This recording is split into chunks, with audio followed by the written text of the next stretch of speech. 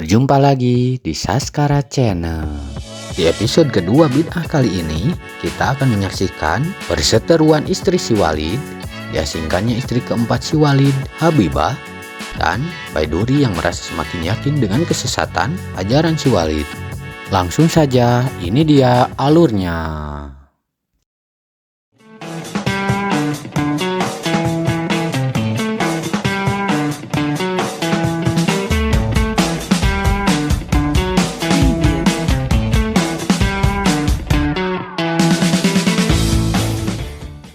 Istri ketiga si Walid, Masito, dan istri keempatnya, Habibah, semakin cemas soal rencana Rabiatul menikahkan Baiduri dengan jamaah.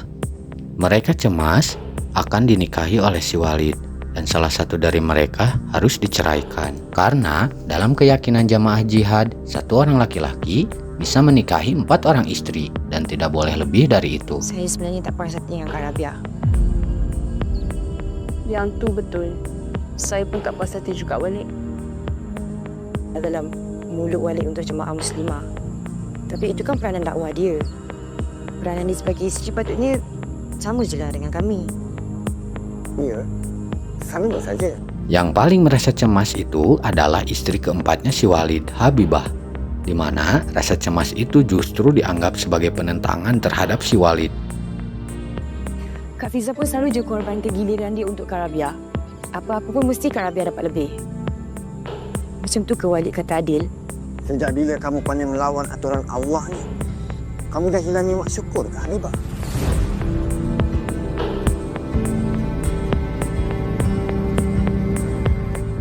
Di tempat lain, Abi Saifullah dan istri pertamanya sedang berbincang. Abang yang selalu bagi strategi-strategi dekat Walid untuk bangunkan lagi jihad ummah tu. Itu bukan saya. Itu semua pesanan Rasulullah melalui saya. Abang je yang boleh direct dengan Rasulullah tu. Diorang tak boleh. Nampak sangat tugas yang dibagi pada saya tu. Saya kena bersedia dari sekarang. Pemimpin perempuan sana sini. Salah tu. Melawan fitrah namanya. Dah kena siapkan strategi. Bila balik-balik, saya akan pastikan dia akan jadi amir untuk jemaah. Tibalah istri kedua si Abi, meminta izin untuk pulang sejenak karena ada keluarganya yang meninggal dunia. Namun, dia tidak memberikan izin. Dia takut timbul pertanyaan kepada istri keduanya mengenai ajaran di jamaah ummah.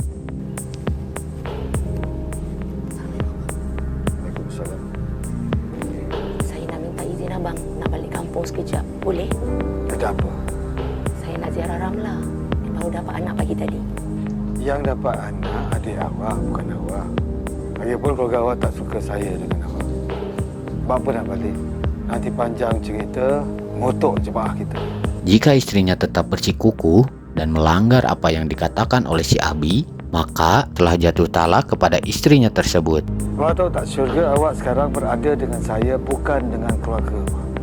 Kalau awak balik, jatuh talak. Di suatu malam, si Walid mengumpulkan para istrinya.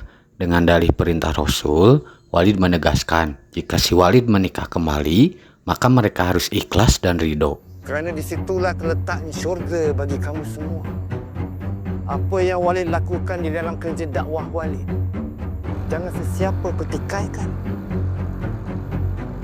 Walid bernikah dengan kamu semua atas perintah Rasulullah.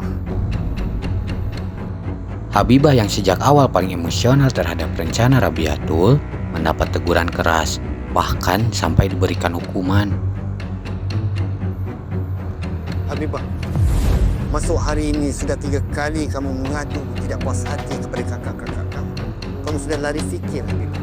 Kamu tahu apa hukumnya kepada orang yang lari fikir di dalam jihad ummah ini? Maafkan saya, Walid. Maaf saja tidak cukup, Habibah. Kamu akan dihantar ke labuan sehingga kamu dapat membetulkan niat kamu berada di dalam jemaah jihad ummah ini. Si Walid yang memberikan hukuman tersebut mengasingkan Habibah ke Labuan. Nabi Muhammad sendiri pun mengumpamakan perempuan itu ibarat gelas kaca. Kerana di sebalik keindahan gelas kaca itu, ia mudah retak dan pecah. Susah nak cantumkan balik gelas yang dah pecah. ikhlas dan berkecai susah nak dicantumkan. Itu jadi sedia kala. Pasti ada cacat celanya. Kembali ke Baiduri, di rumahnya, Baiduri sedang berbincang dengan ibunya. Daripada duduk goyang kaki je tak ada buat apa-apa kan, rugi. Sekurang-kurangnya kalau Baiduri kerja, dapat gaji. Taklah, belajar tinggi-tinggi sampai luar negara, lepas tu balik sini nak kerja biasa-biasa je. Habis tu ilmu yang dapat tu nak sia-siakan aja. Tak bagi manfaat pada orang lain. Ha? Baiduri yang berlatar pendidikan agama mencoba dibujuk oleh ibunya untuk bekerja di jamaah jihad. Kerja je lah dekat jihad rumah tu. Namun, Baiduri yang dari awal merasa ajaran itu sesat, langsung menolaknya. Ni Walid tengah cari muslimat yang nak kerja, yang ada ilmu agama. Baiduri tak minat lah dengan perjuangan dalam jemaah tu. Ibunya yang mendengarkan penolakan Baiduri langsung merasa emosional. Kau jangan nak sombong sangat dengan ilmu kau yang tak tinggi mana tu Menganggap bahwa ilmu Baiduri masih sangat dangkal. Kau jangan biadab. Ibu kata ikut-ikutlah. Dengar cakap ibu. Syurga kau tu bawah tapak kaki aku tau. Di sisi lain, si Walid sedang meyakinkan salah satu pengusaha untuk memberikan hartanya agar diinfakkan kepada jamaah jihad. Dengan dibalut dalil agama, pengusaha tersebut begitu luluh. Maka Allah akan memperlipat gandakan pembayaran kepadanya dengan lipat ganda yang banyak, melapangkan rezeki. Dan kepadanya lah kamu akan dikembalikan. Masya Allah. Saya ikhlas infak, Walid. Tanpa mengharapkan apa-apa balasan.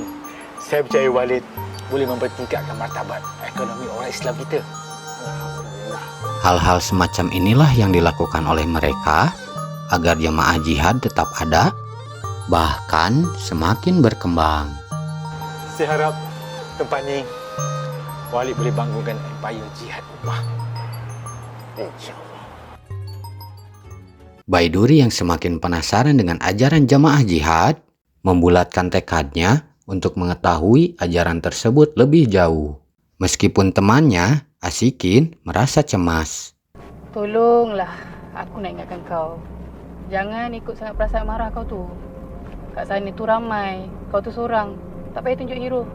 Yelah, aku janji kali ni aku cuba kontrol. Tapi aku nak juga ikut mak aku kali ni. Aku nak tengok apa lagi benda-benda mengarut yang diorang nak buat. Setiap jamaah yang ikut ajaran Walid harus mengikuti seluruh aturan di dalamnya. Salah satunya taat terhadap wali dan mursyid. InsyaAllah. Cuma satu yang nak bagi tahu. Dekat sini ada undang-undang dan peraturan yang kena ikut. Yang pertama dan utama, taat. Taat pada semua guru-guru, terutama Walid. InsyaAllah, kita akan dapat ilmu yang barakah. InsyaAllah. Kalau kita nak sampai pada Allah, kita kena taat pada mursyid kita. Hanya dia yang boleh bawa kita ke situ. Bahkan, jodoh seorang jamaah harus ditentukan oleh si Walid. Jika salah satu dari mereka ada yang melanggar, maka mereka harus siap untuk dihukum cambuk. Kau tahu kan, di jihad ummah ini, hanya Walid saja yang boleh menentukan jodoh kau. Selagi Walid belum putuskan, maknanya belum sampai seru untuk kau menikah.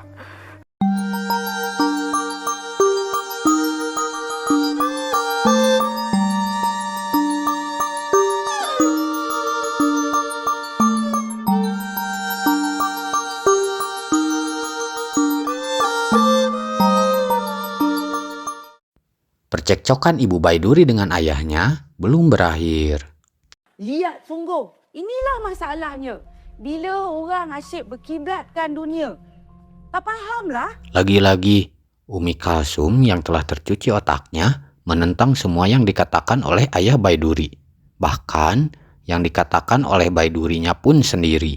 Sekarang ni, ilmu kat sana sama je punya kat sini. Tak sama.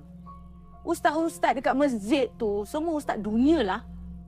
Kita kena belajar hidup berjemaah. Ikut cara Rasulullah tu. Tapi nak tuntut ilmu agama, perlu ada izin dan juga restu suami. Barulah ilmu tu berkat, Bu. Dalam Quran dah terang-terang dah kata, isteri yang nakkan syurga, satu je dia kena buat. Taat pada suami. Taat pada bapa hamba ni. Apa ilmu agama yang aku boleh dapat daripada bapa hamba ni? Apa? Cakap lah. Apa? Awak kalau nak suruh saya tinggalkan jemaah ni, saya takkan buat. Itu saja tempat untuk saya dekatkan diri saya dengan Allah. Dan saya takkan ikut cakap awak. Pergi saya cepat. Pakai tudung dengan nikah. Ibu tunggu. Cepat.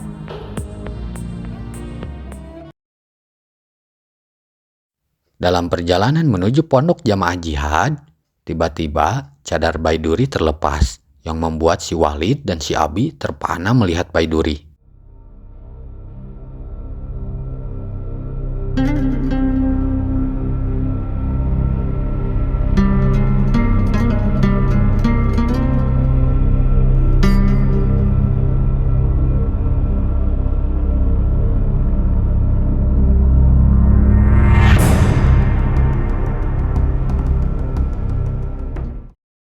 Perjuangan dakwah jihad ummah ini adalah milik Allah.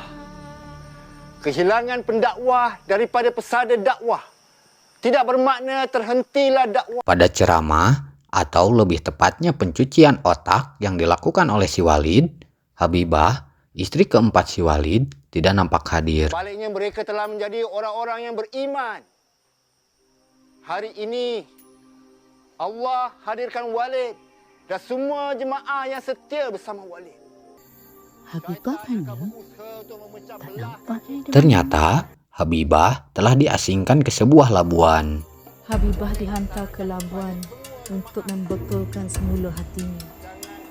Tapi kenapa ni? Itulah akibatnya bila seorang perempuan tidak dapat menerima takdirnya, menolak ketentuan Allah Subhanahu Wa Taala dan tidak bersyukur. Di momen tersebut, Walid dan Abi Saifullah mengawinkan para jamaahnya.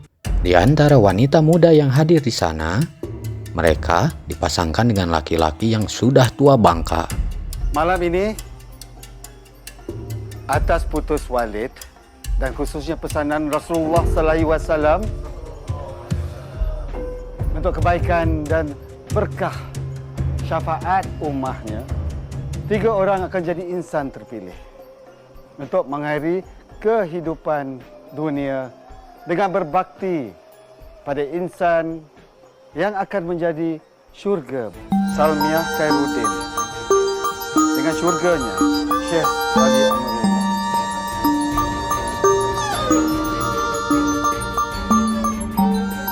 Yang kedua, Muhaimah Syukur dengan syurganya Syekh Karim Al-Ratbah.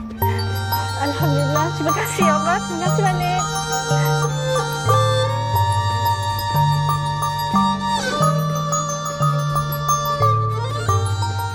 Diorang memang suka kahwin macam ni ke? Sukalah. Bekal tak dapat kahwin dengan ulama ni. Hanya terakhir, Diana Surya Abdul Ghani dengan syurganya Syekh Husin.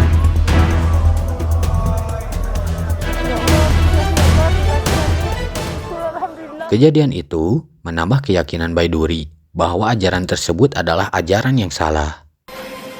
Kak, diorang buat apa tu? Berkat sisa Walid. Ambillah sikit. Banyaklah.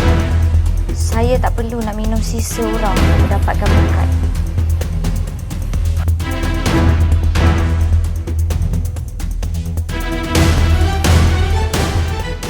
Salahuddin Al-Ayubi kita sudah pun pulang. Allahu Akbar.